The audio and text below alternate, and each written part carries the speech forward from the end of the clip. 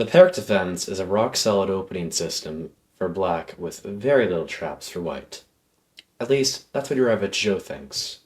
So today, I present to you a beautiful trap that even masters will fall for with absolutely no risk to you. Without further ado, let's get right into it. Now, obviously, we are going to start off with the Pirc defense, e4, d6, and this may look very boring, but as you'll soon see, this is not the case. So here, knight f6 is played by 51% of players, and knight c3, and now g6 is overwhelmingly the most common move.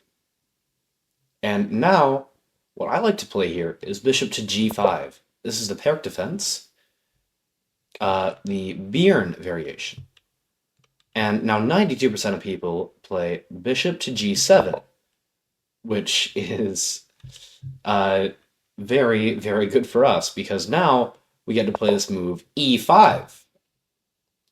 And basically everybody will take this pawn here, 82% of people. Once you take back, many people, 79% to be precise, will take this queen. You take back the rook, and now, of course, the most common move is actually a blunder. 56% of people will blunder knight to g4. And if we actually go in here and we take out the 2500s and the 2200s, that number should shoot up a little. We just go down a little.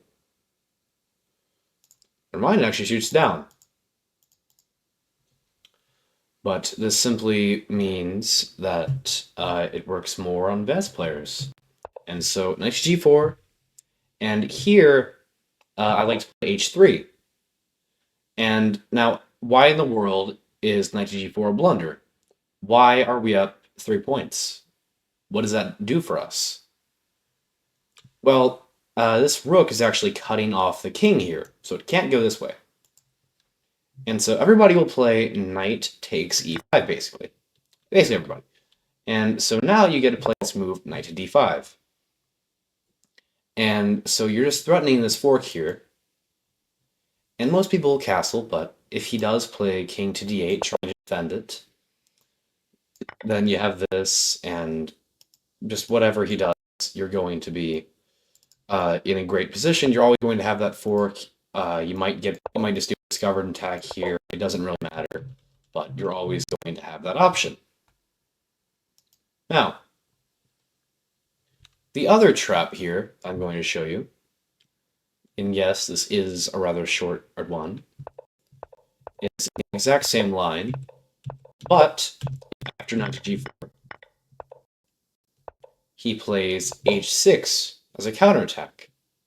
Here, although you never have seen this played at the master levels, you've only seen knight to d5, which still worked on someone who was 2300 FIDE, which is very nice, but still, you want to play h takes g4.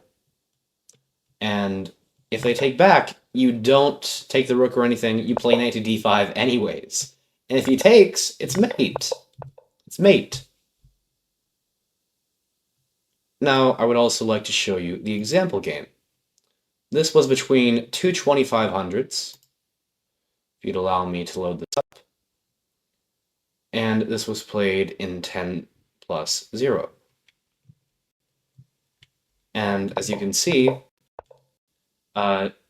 Eraser Godzilla, who is the person who played this trap, did not spend too much time in all of this. And neither did Chess Clock, but he actually spent about 4 seconds on this move. Just a careless blunder. You don't really think there's any threat here. This knight is all the way over here. What's the threat? There's nothing. But as you can see, this is clearly not the case. And he played knight to d5 here. He did not play the h3 line. He played knight to d5 immediately, which is quite a shame, but this is still acceptable. And so he took, which does offend it, and then he threatened do something called removing the defender. And then Chesslock thought for a couple seconds, played bishop d6. And here, the protagonist of this story played bishop takes d7, once again threatening to remove the defender. And yes, this is sort of offering the bishop. And he took, and after this fork, he had the rook, and here he managed to force a trade and then just converted a relatively simple endgame. And in this position, Black resigned. A 2,500 rated player who was completely lost by move 7.